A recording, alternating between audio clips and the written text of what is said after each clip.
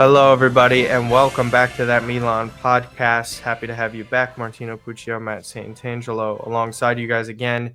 Thanks for all the support. I know things have been a little difficult in terms of digesting Milan content, but we're back again this week. So be sure to subscribe and follow the channel at that Milan podcast, Apple and Spotify, wherever you get your audio podcasts. You go and listen to them over there. And then again on Twitter, Instagram, TikTok, That Milan Podcast. Again, and don't forget to subscribe to our other channel, That Milan Pod, where we have all the short form videos uploaded. That link is in the description of this video. So again, we thank you and appreciate you guys. So Matt, Milan don't play every 3 days now for the time being, except for that window we'll see in April. Final match against Como tomorrow prior to the international break. So there's going to be more rest coming up for this squad. Again, coming off that victory that we talked about the other day, now facing a difficult Como side who are traveling not too far, obviously, to face Milan at San Siro for this one. What's your vibe check here with Milan? Essentially returning a lot of players. Guys like Florenzi are back in training. Same goes for Ruben Loftus-Cheek. Obviously, there are players who haven't obviously had a huge role this season or likely not even to be on the club next year as well. But what is your kind of vibe check here? Because maybe there are some rumblings or people who kind of think that, maybe once a week we'll do them some good with this squad so they don't have to constantly play and kind of double down on negativity and negative performances. They can breathe for a week off the back of a win. It's interesting too, Martino, because I'm in that phase of the season now where, we're out of the Champions League, which truthfully, I haven't even been paying too much attention to the matches. I know some of them have been pretty thrilling, especially the finish of the Real Madrid Atletico game. Mm-hmm. But it feels as though it's like I feel like everyone's mindset is shifting towards what the future looks like next year, right? New director, potentially new coach, squad revamp, all those sorts of things, right? We touched on it in our previous episode. Possibility of Milan and Inter buying San Siro. So it feels like there's a lot more of an outlook of what's to come versus really the games in front of us. And you see on the fixtures that we still have games against Como and obviously the 2 games against Inter in the Coppa Italia. So I guess until they're mathematically eliminated from top 4, I guess you still got to feel like you have that sort of desire to watch, the motivation to kind of say, hey, if you get this one, maybe we can kind of build off it. And that's kind of where my head's at right now, right? I think, look, this has been a miserable season. I don't think there's anyone that can disagree with that. You look at how many match days we have left. I think now my point of view and my mindset is you win your 90 minutes, you get the result you need. Whatever happens at that point. I'm not a true believer in, the whole tank methodology that we see in American sports where it's like, well, we got nothing to play for. Let's just lose games, or I don't really have an interest in winning. Completely different in football. Yeah. But in European football, obviously there's different spots up for grabs, Europa League, and, and the best way to improve is by winning, and that gives you more money. If you win games, there's still kind of that desire and that motivation to win games because you don't want to create a culture around your team that's a losing culture. You want to still be in a position where even if you're 5th or 6th at the end of the season, maybe you go on a really good run, you see some good things from certain players, and it kind of gives you some hope for the future. With many of these guys that truthfully, when you look at games like Como and the games upcoming, there's still players that have to fight for their spot on this team. There's the jury out on many players, which obviously we can talk about too. But that's kind of how I feel about this game. Como are a strong team relative to maybe expectations when they did get promoted to Serie A this year. Mm-hmm. They're meddling in the middle of the table, but they spent quite a bit in January. They have some key players, Diao and Nico Paz, who have come on really well. So, and obviously Cutrone, who's had a pretty good season for them, all things considered. Looks like a different player. Yeah, who looks like a much different player. He's from that area, so he's very, very comfortable. But that's kind of where I'm at right now. I think obviously you want to get a victory, and how it happens, I don't really care too much. I think Milan need to compile wins and hope the other results of those that they're battling for with top 4 shake the way they need to shake. Yeah, I mean, it's very interesting when you see kind of Milan's schedule and this chase for top four, and it's likely top four because fifth place at this rate after Roma's, deflating performance yesterday and their elimination in Europa League, it makes it a lot more difficult for the coefficient to increase and for Italian clubs to gain back that fifth spot. Obviously, Milan, Juve, Atalanta are main culprits because of that. Bologna had a very poor showing in their Champions League as well. So, not even to harp on those clubs, I do find it interesting, Matt, though, if you look at these other teams that, Milan are kind of fighting for any European spot, right? Just not even, top four. You're talking about like the Fiorentinas of the world, even the Atalantas, Roma to an extent. Roma's final five matches of the season are a gauntlet. They have a really difficult time there. They'll be playing once a week. I think they'll be okay. They're in a good stretch. It was an unfortunate game for them yesterday. I still think Ranieri will have it fine. But if you look at like someone like Fiorentina going deeper into the Conference League, these are their next three Serie A matches, and these are not easy. Juve, Atalanta, and Milan. So just those three matches alone on top of their Conference League matches, they're going to have a difficult time kind of balancing that. They're not the deepest of teams. I think that's one that's obviously a side that's ahead of Milan in the standings. I had mentioned Roma as well. And funnily enough, like it's only 7 points off of Lazio, who Lazio are going to have to make some difficult decisions as well. They've had a little bit of a turbulent time within Serie A recently. Their only win in their past five matches or so is against Milan, and that was in the final minutes with that penalty that they won. So, again, I'm not here to say it's going to be easy for Milan, that they're going to be able to pull this off. But Lazio, again, you look at it. Bologna, again, those are two teams that Milan are vying for spots with. They face Torino, then it's Atalanta. They face our good old friends Bodo Glimt in the Europa League, on top of having the Derby della Capitale. So there's matches that are really difficult and fixtures difficult coming up for these other sides here. Again, I don't really have much faith in Milan, despite there being 10 matches left. Milan's matches that they have are difficult in their own rights.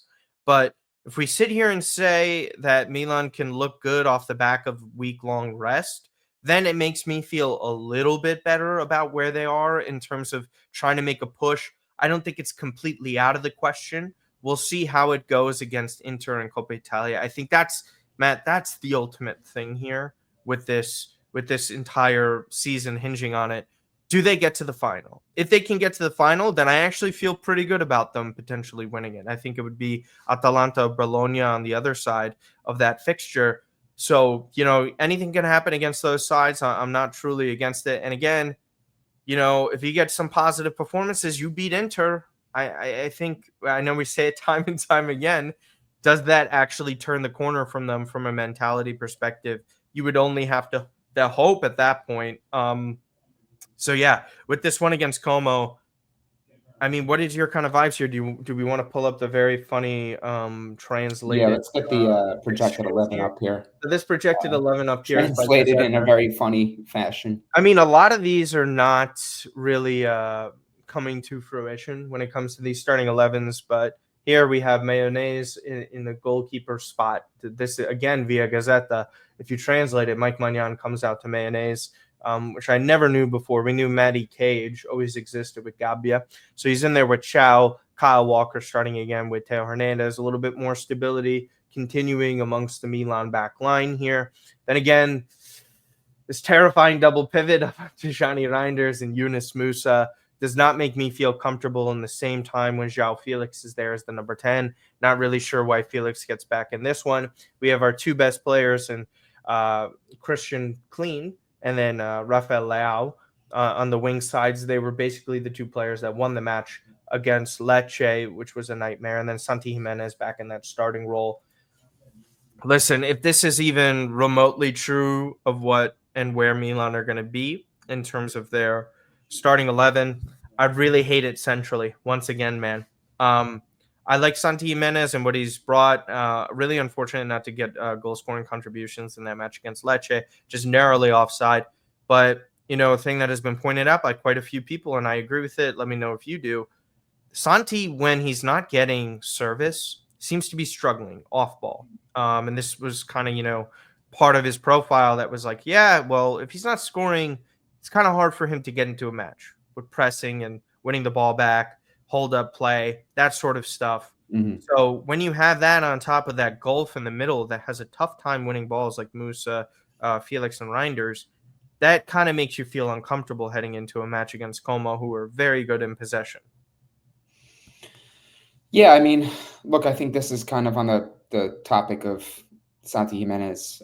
This was kind of something many predicted or kind of thought that could possibly happen, right? Yeah. When you bring as many new players as Milan had in the January window, when you had a coach that is a couple months into the job, there's a lot of mouths to feed when it comes to the attackers. You mentioned Pulisic, Rafa, Ja Felix, Santi. There's a lot of players who like the ball at their feet. That's where they do the most damage. Rafa is not a notoriously strong presser. Pulisic does pretty well in that respect. I think he's one of Milan's best workers, right? Ja Felix, he's not a press type player. So I think when you kind of look at a lot of those things, I think that this was kind of not inevitable, but something that I think Milan fans needed to be cautious of and mindful of, especially when he did join in January. This is not going to be simply plug and play and he's going to be terrorizing the league with goals. I don't think that's something that many people should have expected. And even though he has been producing too. Yeah, he has been producing. He's been getting, some involvements, a goal here and there. So, I look more so for the future with him as far as like what I think he could do for this team in this league. Yeah. But yeah, I mean, I think with the midfield, that's obviously been a big talking point for you as well. I know you've touched on it in previous episodes at length, how this midfield has been getting overrun. The inadequate defensive ability of Tijani Reinders. Again, no indictment on him. That's just he's not really suited to be doing a lot of the defensive grunt work. And you're having to put him alongside Musa because Fofana hasn't been playing the greatest football. And I think also it's a testament to the fact that, if I'm correct, Martino, Fofana wasn't even called up for France for the Nations League. And obviously there's a lot of competition within He's the had France a very setup. poor second half of the year. Right. I mean, I think it just goes to show you that, you look at where Milan are in this area of the field and how much it's dictated a lot of the matches this calendar year. I think it's pretty evident, right? And the more I look at it, the more I realize that, Milan need to make the midfield a strong emphasis on the market come the summer. I think that you need to get another player to raise the bar. You have to get rid of some dead weight. I think Musa could be on the outs. Ruben Loftus-Cheek, where's this guy? We haven't seen him in months, right? Exactly I'm not what saying we he's going to save this team, last but week. to have a different profile could help, right? So that's kind of where I'm at right now. I think on paper, this team should translate well. If you look at just the names and the quality of what you've seen, this team should be playing and performing a lot better than it has. Of course, the game isn't just strictly played on paper. You have to perform, you have to produce. And obviously, we are very well aware of that. So I guess we'll wait and see. You mentioned the fact that they're getting that like once a week type of, rest where it's like play a game, look to the next game, get the result and keep it pushing. That's kind of where my head's at right now. I think that, obviously rest will do us some good. We have the international break coming up as well. So right after this match, Milan need to be in that mindset that every game is a final because they need every single bit of 3 points they can. You hope that you win a game on this weekend. I don't know what the rest of the fixtures look like across Serie A for those that Milan are battling with, but you win for a this game. Weekend you're curious about, or this weekend. I mean, Bologna, Lazio is a big one for that. Fiorentina, Juve, and Atalanta, Inter. So they're all relatively big. You win your game, you're going to move up on somebody. And just not to cut you off, you make a great point. In retrospect and in contrast, the other clubs are worried when they, like how we drop points, right? And then Milan were to be only like 6 points ahead of said team. Right. We start feeling that pressure as Milan fans, like, oh my God, like, are we capable of staving off some of these teams? Are we able to accumulate enough points that we're into Europe next year? The same can be said for the teams ahead of Milan. Right. Lazio lose, for example, that's a 3-point difference, or again, with Bologna, the same would go there. Say Milan win, Milan are on 47 points. Lazio lose, they're on 51. That's a 4-point difference. Right. With 9 games left. Exactly. And to me, and I had mentioned Lazio's fixtures a little bit earlier in the podcast, you kind of see how the momentum can shift. And that's why this year Serie A for me is the best league to watch. This is just absolute chaos, and there's still a lot on the table. Again, Milan don't deserve any benefit of the doubt when it No. comes to this. This is just in the mindset of like, despite everything that has happened with this team, There is a that's pathway to a still the top four. situation. That's still the possible situation. I don't think Juve will lose enough for that to happen. Yeah, because I if think you look at the way a top four hypothetically could shake up, right? You have to ask yourself as a Milan fan, okay, are they better than Napoli and Inter? No. Are they better no, than Atalanta? no, Maybe on certain days, but probably not. no. But and then you look at Juventus, right? It's like so you think about like, okay, ask yourself the question: are there four teams better than Milan that you think can finish the season above them? Yes, and I think that's I kind even of what I think posed in Roma. the last episode, where it's like you're going to be kicking yourself if, let's say, you go on a run down the stretch and Milan, wow, Milan are like undefeated in 8 games. They win 6 and they draw 2, or they win 5 and they draw 3. You're going to be like, oh, they're on the outs. They lose by top 4. They'll lose top 4 by 3 points. You're going to be like, yeah, like that's how fine the margins are for top 4 this year, because it is very competitive, as you mentioned, right? It's the one of the more exciting leagues, probably the most exciting league, the title race at least, but also for the top 4 Absolutely. conversation. That or La Liga have a great like top to bottom, like Yeah. sort of chasing them. So that's really how you look at these matches. I think things can change quickly, and again, unless they're mathematically eliminated, you still have to go with the mindset of, okay, well, there is something to play for, and that's 3 points. You win On 3 top of a points. cup. Yeah. You go through a phase of 3 games. Again, I'll stay with me hypothetically, but you go through a match run here of who do we have coming out of the break? We have It's really tough. It's gonna be it's the Fiorentina, Napoli, Inter. Fiorentina. So the Fiorentina game, Well, sorry. they Well, obviously the one against Inter is Coppa Italia. So it's right. in I'm saying Serie A, it's league games. Napoli, Fiorentina, Udinese, Atalanta. Right. So no 4 game really is easy for Milan. Let me make that abundantly clear for those listening. But when you Yeah. look at the fixtures, if you go through a phase of you beat Lecce already, you beat Como, and you somehow well rested when Fiorentina have European obligations, you beat them. Now that's 9 points straight, where maybe a Lazio or a Juventus or whoever maybe only picked up 5, 2 draws and a win. And now you're like, okay, you kind of scratch and claw. You want to get yourself into a conversation at the end of the season where, hey, we have 4 games left. We're down by 2 to 3 points. And you hope someone slips up. Just give yourself a chance. That's really all that Milan fans could be asking for, because, obviously they didn't do themselves any favors with a lot of the drop points recently, Too many matches, but also earlier matches. in the season. So yeah, absolutely. And again, second to last match of the season again is against Roma in Rome. So, kind of leaving things up to that. Moving on to real quick, actually, just predictions for Milan Como real quick. I mean, 2-1. I think a 3. That's kind of like the universal scoreline I've been giving. So I think 3-2.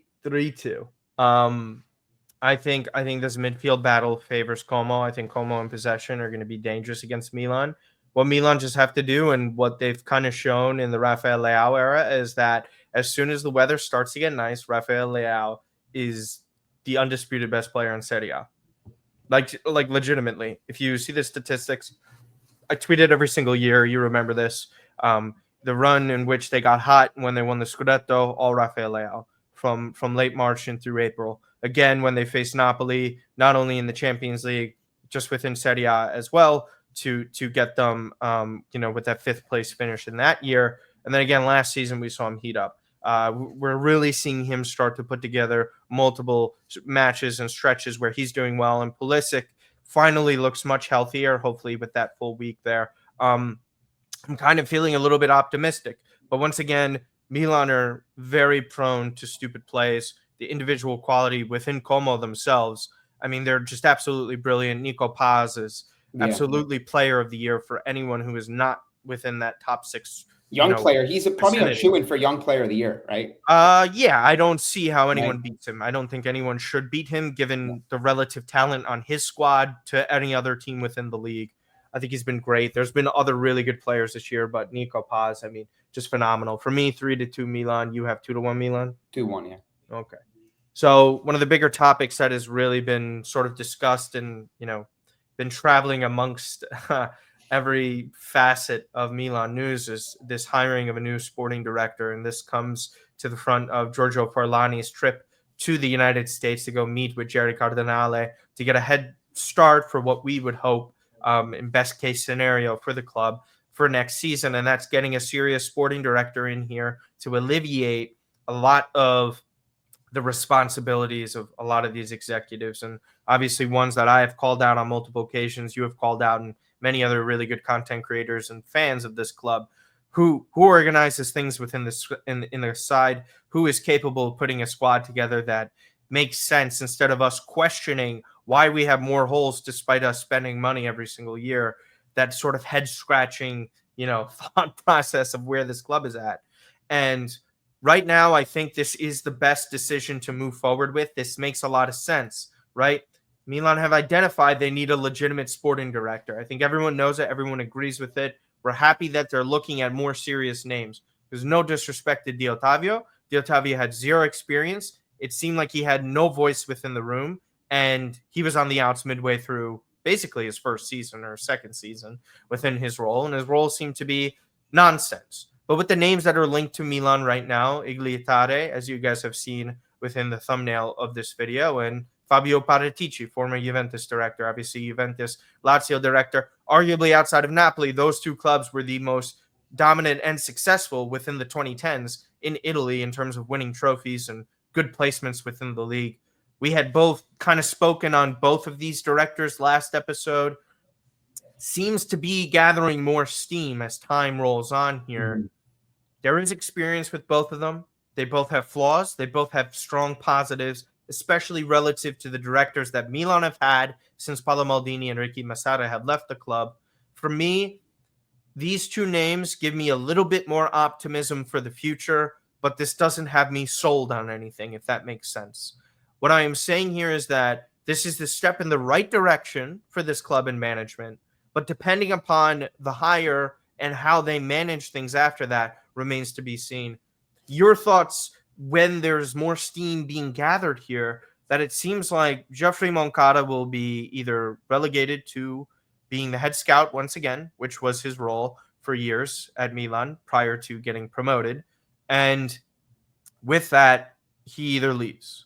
What is your kind of overall, thing here? And what is your preference out of the two names that has been linked? Again, there could be others that could be joining with Modesto. Tony D'Amico has sort of been a name leaked around there. I think pound for pound, every single point and checklist that you're looking for with the Milan project, Tony D'Amico would be my number one choice.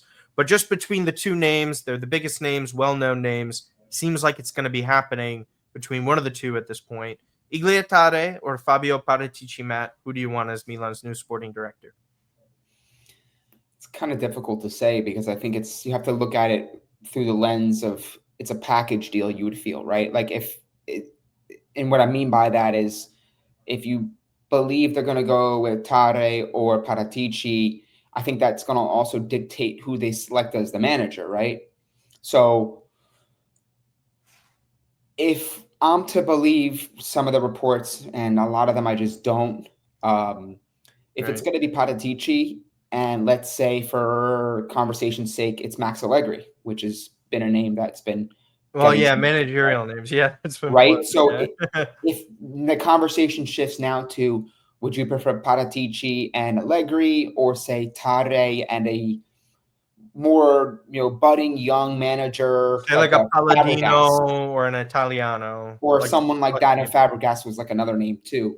Yeah. I think at this moment in time, you kind of need some sort of establishment of balance. And I think the familiarity of Paratici, Allegri, with the caveat maybe given to fans that they're maybe not going to be going for this whole champagne glamours type of vision forward, but are they going to get like solid signings, individuals that maybe are familiar with the league? Those two individuals know what types of players are required to win titles in this league. Paratici has done it at Juventus. Max Allegri did it at Milan and also at Juventus. So I'm kind of leaning in that direction. I think with Tare and whoever they bring in as coach, I think you run the risk of management like this, assuming a lot of it remains intact, of them being kind of bullied and pushed around and them dictating and calling the shots versus a guy like Tare who I know he has a stronger personality in the director role, but my concern is you mentioned it, the assemblement of this team, this management, this hierarchy. You're getting a lot of guys and individuals like a Furlani, the Tavio. What do they lack, Martino? A lot of them didn't really have the experience to take on a Milan job. Yeah. You have Ibrahimovic making his decisions despite not being a director, and he works He for Red doesn't Bull. even know He's what his basically job is. said that. Yeah. Yeah. So I think that if you bring in a Paratici and Allegri, I think what that signals to me is they're ready to kind of relinquish some of that power and that shot calling and decision making to those that actually know what they're doing.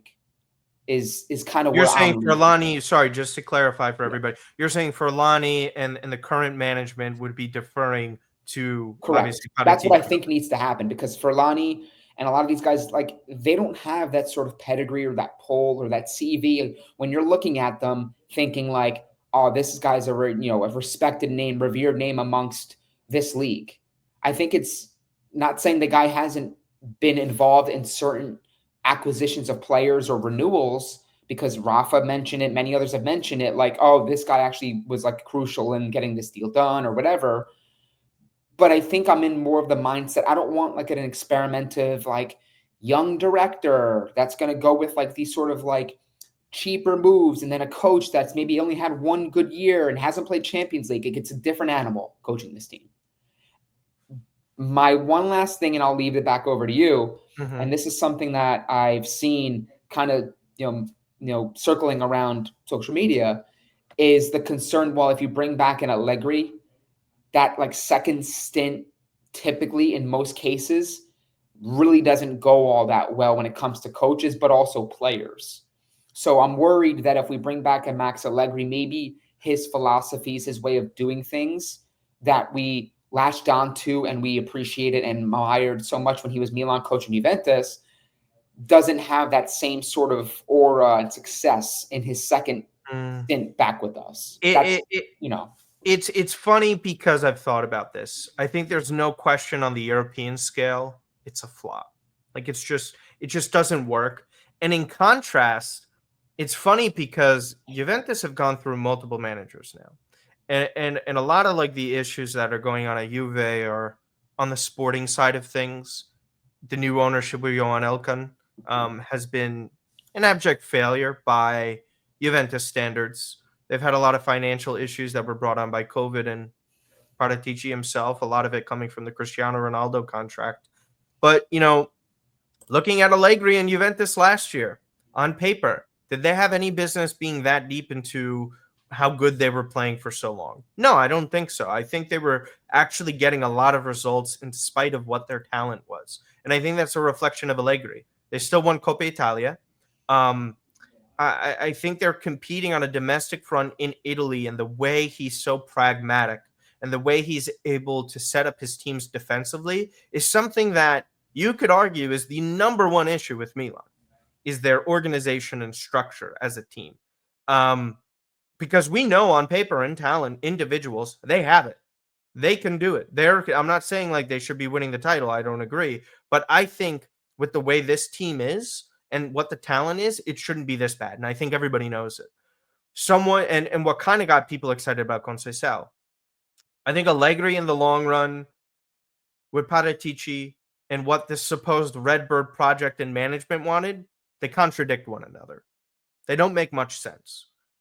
When I'm talking about results, it makes sense, right? Like Allegri, that's as sure of a bet as to getting into top four as you can imagine. That's a guy who's going to come in, get results. I think we know that. Even his second stint at Juve, it was obvious they were doing better than what you saw with Pirlo. There was no denying it. And I think the talent that he had last year at Juve was not that good, to be quite honest with you. Dusan Vlahovic was a flop. He was a disaster. He's been terrible under a second straight manager now. How many times are we going to put that on Allegri? I think there's certain things you put on Allegri and other things you don't. Paratici, listen, I mean, this guy was banned for years because of what he did at Juve. I think there's that side of it. But funnily enough, he still has a good talent ID. It's not great. It's not flawless. That's what I was saying earlier. Same thing with Tare. They have good eye for talent, but their success rate is a little bit more in that Giuntoli range, where when they hit, it's great, but when they don't, they seem to kind of be bigger misses, and there's a little bit more often. Like Maldini Masada, when they hit big. When they miss, they kind of miss small. Whenever you see like these, collages of players that Maldini signed, and people are like, "Look how awful he was." He's like, "There's like a combined cost of like 10 million there," and then Emerson Royale goes for 15 million euro. I would like to think their scope and eye for Italian football is much better than what we've had with this management, because I still think, despite me finding some Italian talents and players overrated or overpriced, you still have to look within the league to sign players like that and add that. And I think with Moncada's eye and what Paratici does in terms of formulaic deals, he does a pretty good job of. Same could be said of Tare, who made teams on smaller budgets, and Lazio, still relatively big club in Italy, made them very competitive. Was the one who hired and found Simone Inzaghi, who is now the best Italian manager, one of the best managers in Europe. To me, I just think Milan needs stability above all. And I see the angle that Paratici and Allegri would bring. But does that bring trophies? Does that bring a progressive project? And I think there's a very big question that's still up in the air regardless. And I'm sure you would agree with that. If it's Paratici and Allegri, I would just say expect some good domestic success, but don't expect anything in Europe. I would expect very minimal in Europe, and I don't like that. When it I comes to also think too what go ahead, yeah. Martino, what the successors would need to be able to accomplish is a quick turnaround, right? Because I think if Milan don't get top four, now the conversation shifts towards, okay, well, we got to make sure we get the right people in here for the summer to revamp the squad, but also build a team that can get back into the top four and at least compete. Because the last thing that you want to see happen is Milan miss out top four. They have a turbulent start to the season. They didn't, build the team out like the way they should have. And now you're kind of scrambling and trying to prevent back-to-back years without a top four, which would be devastating financially for this team, but also, for the status of, top players and talent acquisition and so on and so forth. So I think that is something that also needs to be kind of in that conversation as well, because if you're getting a director that is, has been around clubs that have historically experienced a lot of overhaul, squad being kind of gutted every summer, and a coach that doesn't really have the experience to build a team out to be competitive in that manner, now you really run the risk of things going even more south than they already are. Allegri has run incredibly high pressure situations. Right. And that's kind of why I know people are like, I don't want this guy. We're going to be playing shithouse football. But like, truthfully, I'm in the business of winning. And if he helps us win games, I'll deal with Rafa's 5.8 foot mob rating next year. I also find, you're right. But I also find it slightly exaggerated on this, like his football is terrible. A lot of his players sucked. Like Juve aren't that good. Like people are going to remember that. Also, like being forced in a very odd project where they didn't have much money. He's supposed to be integrating young players, but they also don't want to keep these young players in the long run. And he has to deal with these bumps and bruises. And he's also tasked with, you got to win with these guys. Chiesa rapidly declining. Vlahovic just nowhere near good enough to be being Juve's striker, being the highest paid player in the league, where to me, again, you watch Juve week in, week out. I think Allegri was over the hill. Juve as a whole needed a new fix. It wasn't as much on Allegri. I think Allegri obviously takes blame. I think, again, as an organization, as football institutions, every single person from the top to the last bench player has to take responsibility. It's never just one guy or this guy or that guy. It's a collective, and I think everybody knows that. For me, I think it was exaggerated. Juve consistently got results. He developed players into being really top players that are producing at different areas within Serie A right now. I don't think he's as bad as some would think, but I think the European record is dreadful. There's absolutely no denying it. But I It's also been dreadful think, for us too, though. Already of before him. course, no, of course. And Right. what my final point was, Juve also just sucked this year as well. So is it an Allegri thing or is it a Motta and Juve thing? I think it's a Juventus thing. And a lot of Juve fans will tell you the same. And I'm not saying he's going to come in here and magically fix Milan, but the things that Allegri is good at and the things that Milan need, they go together. But I don't really see long term how that fits what Redbird want, unless it's just obviously straight top four results. I think Allegri could bring that, and I think it would be some domestic success because, listen, say what you want about Allegri, his football, his pragmatism. Almost every single place that he's gone, no, actually every single place that he's gone in specific situations, he brings results. You go back and you look at those Milan teams that he was getting results with, and the second he left, we were all wrong about him. Straight up. You remember it. We thought Allegri was part of the virus because we, as fans and supporters and a lot of other people, not saying all fans were like this, had a hard time digesting where Milan was headed. Yeah. And what Max was at the forefront of it, the reality was he had them fighting for a title where he lost his two best players. I mean, they weren't fighting with Juve the year before, but like, look at all the talent that he lost and what he was supposed to replace him with and how he was getting results. You remember it. Mexis' goal against Siena on the final match day. We all know it. The fact that they were even in that, man, with like the lack of investments and talent, I know that's years ago, but again, even with Juve last year, we see where Juve is now. Like, it's just, I'm sorry, they're just, it's more of a Juve problem than a Max Allegri problem. So with that, we'll see what happens. For me, I'm still Tony D'Amico all the way. I think that's the best option for Milan. I think I would be very happy with that. I think you'd be able to build a team with it. And adding a Tony D'Amico and a Vincenzo Italiano or a Palladino would be great for Milan. I think it would. I think it would be a fun time. I don't know. I'm not sold on that personally, but on which part?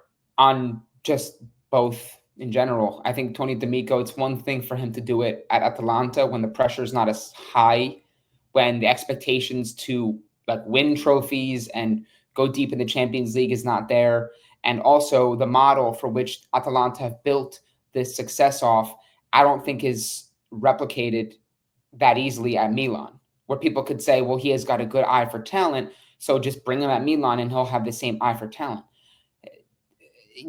A lot of what made Atalanta great is the fact that they can turn a player like a Rasmus Højlund into 10 million acquisition and flip him a year or two later for 4x, 5x, and then rebuild a team out of that.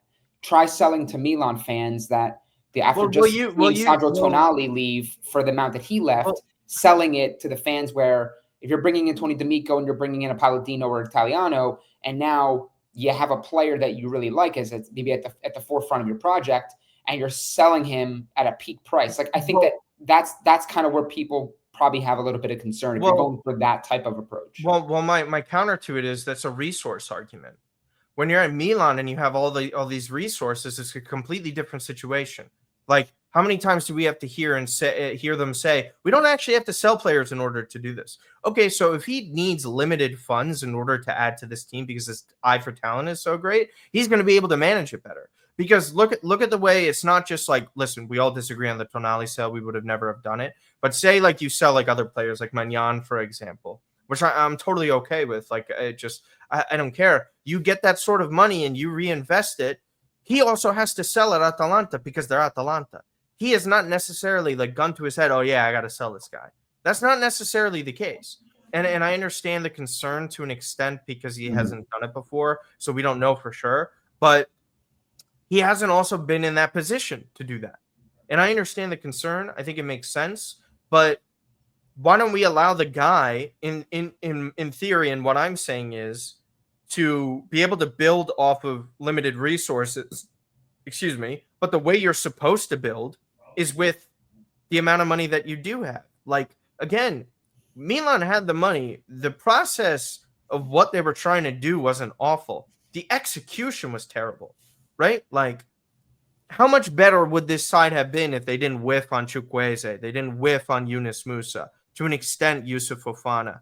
They didn't whiff on Emerson Royale. Say like all that money right there, you're talking about at least 50 million basically between Chuk and Musa, and then add in Emerson Royale, who's another like 15 million. Like, that's a lot of money. Does Tony D'Amico have a track record of whiffing that badly? I wouldn't say so. He's a far more experienced director than he is than with these guys that they have in place. I get what you're saying, and I think it's worrisome that some people are assuming that he would sell off players. But like, why isn't that the case with Tare or Paratici, who have also sold off players for money and to reinvest within the team? I think that happens everywhere. I think that's also an Italian football situation. Yeah. And also with the ownership group. I think you could also argue anyone they do bring in is going to have to do that because of ownership. I don't think it's going to be at the gravity of, oh my God, Tonali is getting record offer money. We have to sell him. They've been in line with saying Rafael Leao isn't leaving unless you give us 175 million. And we have to give them credit for that. Well, again, we'll see this summer. But they've kept these guys. They've put money on the table and extended some of them. I just think the execution has been awful. I think the management deserves zero trust. But I'm saying, like, if you get a Tony D'Amico in there and a young, promising Italian manager, it just makes sense. The stuff that Milan have been doing makes no sense. And that's just what kind of bothers me. And again, I could probably eat crow if that ends up happening. And he ends up selling, I don't know, say a player like if he sells Leao, we would all be upset. But to kind of finally, I guess, wrap it up. But one more question. I saw it because Sempre Milan raised a great one and someone asked it.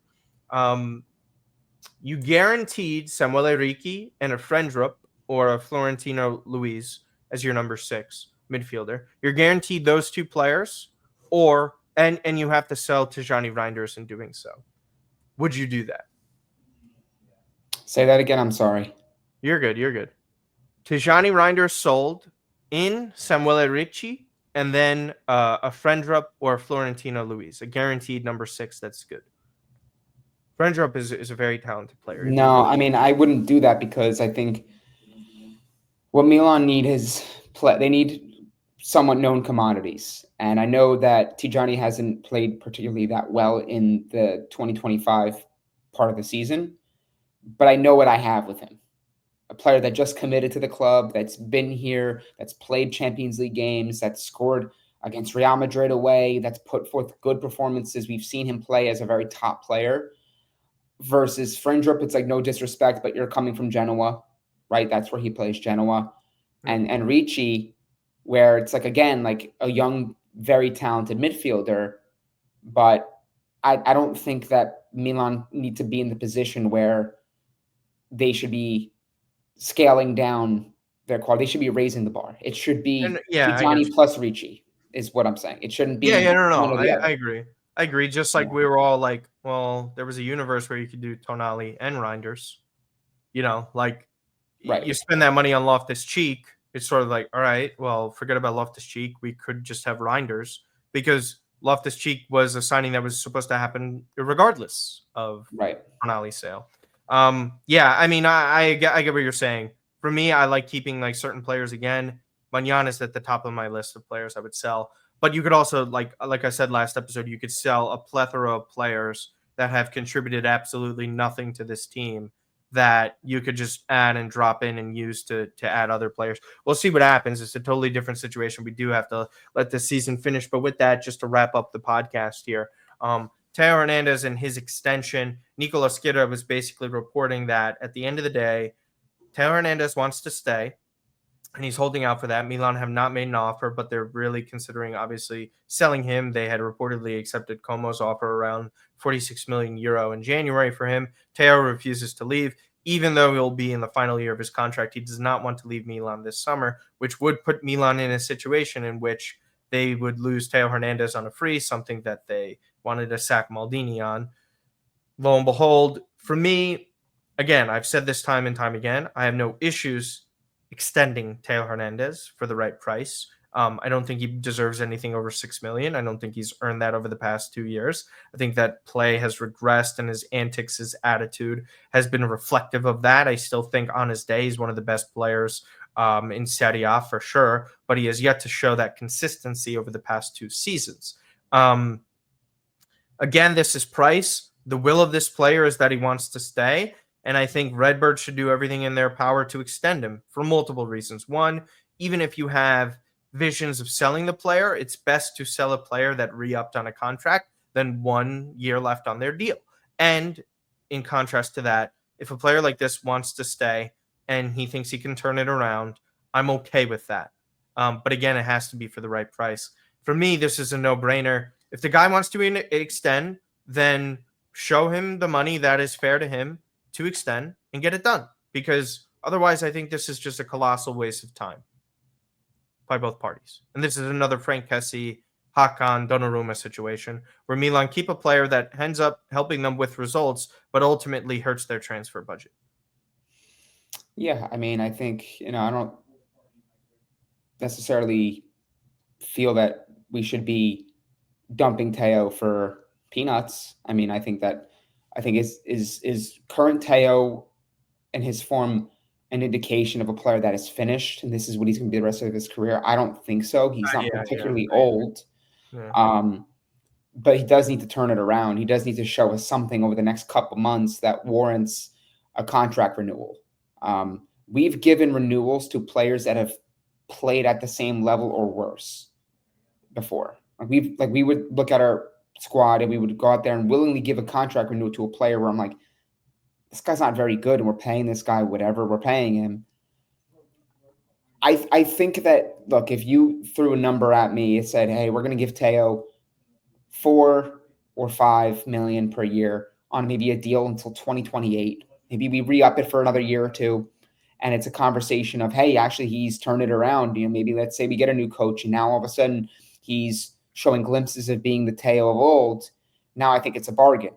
But I think if, in fact, the report's saying that, he wants to renew, he wants to say, I think that there are elements of that Milan fans also can't be selfish and arrogant about. And what I mean by that is, in an age of football where a player has the first opportunity to take money and dip, and people say, oh, this guy's a traitor, he goes to this team, all these sorts of things, there is something to be said about a player that's saying, like, I want to sign with this team. I want to stay with this club. Yeah. And obviously, if he's saying, I want to stay with this club, unless it's, provided it's 10 million, well, how badly do you really want to stay? Yeah. Right. It's like what Gigio's. It's exactly what Donnarumma did. Right, where it's like, oh no, I want to stay at Milan. And it's like, okay, well, Yeah. how much you want? I want 12 million. It's like, you don't really want to stay. You're giving us a number that's impossible to reach. Of course. So if it becomes a conversation, if he wants to stay and he's like, look, I haven't been playing my best football. Well, the floated rumored number that you're kind of like alluding to, like that would be kind of out of reach for Milan or not make that much sense for Milan given the situation, was 7.5 million. That's too much. It's too much. It is too much because you're getting paid and renewing him on like distant form and distant performances. Yeah. This isn't something like, oh, he had a couple bad months. He's still the Theo of old. Like that I can kind of tolerate if you're going to do that. I agree. But we're talking about like multiple years where we've seen like noticeable regression, and he's only getting older. He's not 21, 22. So again, if it's a conversation where the money looks good and it's like, hey, he's going to still get paid 5 million. He's still going to be amongst Milan's top earners. I think if he's like 5.5 million, pretty well in that, because truth of the matter is this: if Milan if they go into next season with him as their left back, and they still have a lot of those same kind of conversations swirling about that he's not playing well enough, they need to get rid of him, all these sorts of things. Not only does it become a distraction, now you're also surefire guaranteed to lose a player for free. So you still need to go out this summer, theoretically, and get another left back.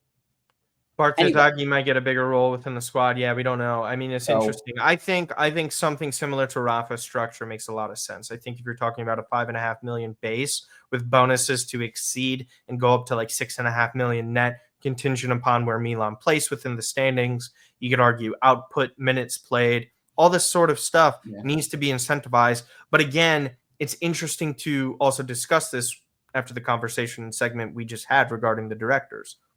What do they think? What do they want to say about this? Those are the first dominoes that need to fall, because they might look at this and say, nope, Theo, we're not paying you. I think someone like Paratici would want to keep Theo. I think both of them, actually. I think, agree, but I think they would both do it. And it's it's just interesting. I think it's either a legitimate, like, hey, this guy is willing to extend, and this is just taking more time on Milan's side, or this is a classic Donnarumma Kessie situation where they're asking for more money than Milan are like fair like price to me. There isn't a fair price for Milan to me if you're saying like 7.5 million. I'm sorry. There's just no way. There's just no way. Even if Theo was playing to like that Scudetto level, would you even have said like 7.5 million is fair? I don't even think so. I think it would have been a stretch. I think 6.5 million is the most I would go, and that's with bonuses because like you factor in age, you factor in the past 2 seasons. I think that's the most fair thing that and number that we can come to. So we'll leave it at that. We went a little bit longer than we wanted. That's my fault. But again, guys, subscribe to our other channel at That Milan Podcast. Follow us at That Milan Podcast. Give us 5 stars on your audio platforms, and don't forget to like the video here and comment your thoughts on everything that we discussed today. Again, you can go and follow Matt at Matt_Santangelo and at AC Milan Bros on Twitter. You can follow me at Martino_Puccio on Instagram, Martino Puccio everywhere, YouTube, Twitter, and then TikTok as well. Love discussing every single thing with Matt every single week. Again, Sempre Milan podcast, MLM podcast, me Marco's YouTube channel, Old Hard Rossonero's YouTube channel. Again, Football Cush's YouTube channel. Milan Coast to Coast, Milan Weekly podcast. Those are pretty much all the podcasts and stuff that I can remember. Again, guys, so many great Milan content creators out there and good people. We genuinely enjoy doing this. Best of luck for Milan tomorrow. Hopefully we can enjoy an international break for the first time this year. 1 p.m. Milan Como, Eastern Standard Time. Any other final comments, Matt, or are you good there? I'm good. Until for a victory. That's all. All right. Take care, guys. Bye.